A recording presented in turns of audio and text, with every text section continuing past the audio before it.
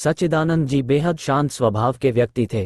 कभी उनका किसी से किसी भी बात को लेकर कोई विवाद हुआ हो, ऐसा उनके घरवालों को भी याद नहीं। यही वजह है कि जब जब परिवार में कभी किसी बात पर किसी ने कोई जिद पकड़ी हो, कोई मनमुटाव की स्थिति बनी हो, तो घरवाले हमेशा सच्चिदानंद जी से ही राय लेना बेहतर समझते थे।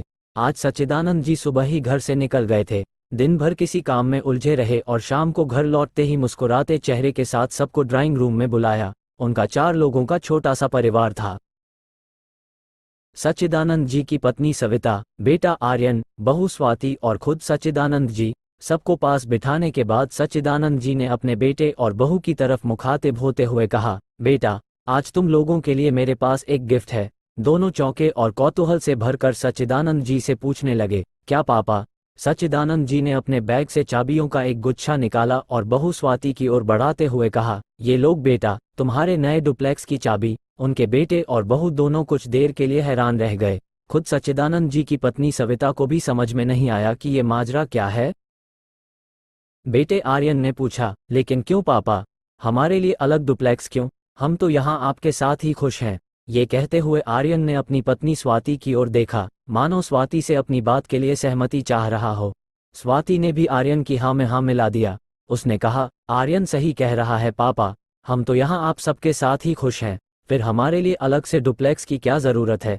अब सुमित ने अचानक समझदारी वाली बातें शुरू कर दी। उसने कहा, पापा, आप ही तो कहते थे कि हर माँ बाप ये चाहता है कि उनके बच्चे उनके साथ ही रहें। फिर अचानक आपने ये डुप्लेक्स वाला फैसला क्यों कर लिया? आपके पास इतने पैसे कहाँ से आए?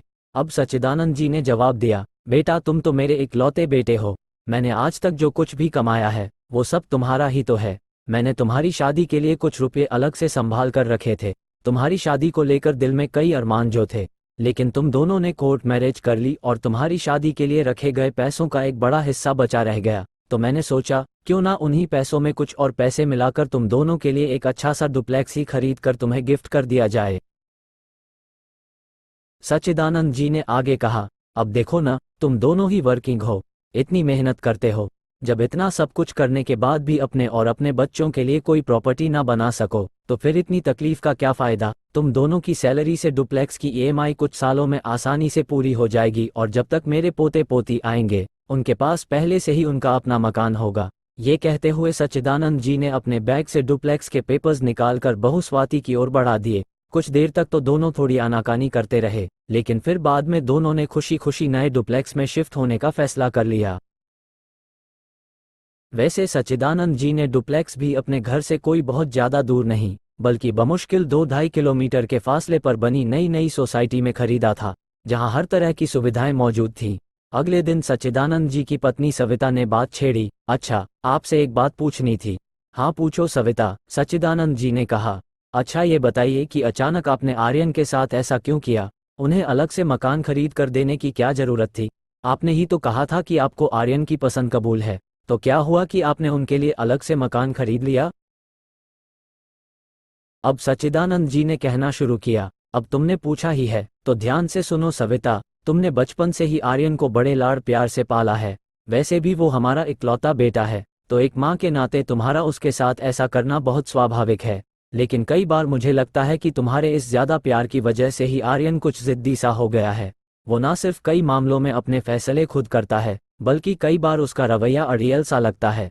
अब देखो ना, उसने स्वाति से शादी करने से पहले एक बार भी हमसे बात तक करने की ज़रूरत नहीं समझी। मैं ये मानता हूँ कि शायद उसे हमारे इनकार का डर रहा होगा, क्योंकि स्वाति दूसरे समाज से है, लेकिन ऐसा भी क्या? हम कोई उसके दुश्मन थोड़े ही हैं। तुम तो जानती हो कि इतना होने के बावजूद हम दोनों ने स्वाति को ना सिर्फ स्वीकार कर लिया है, बल्कि उसे अपनी बेटी से बढ़कर माना है। लेकिन ये भी सच है कि स्वाति बिटिया ने कभी हमें अपने मम्मी पापा की तरह नहीं माना, बल्कि वो तो मुझे और ख़ास कर तुम्हें एक नौकर की तरह देखती है। मुझे तो याद भी नहीं आता कि आखिरी बार उसने कब एक कप चाय बनाकर हमें पिलाई थी।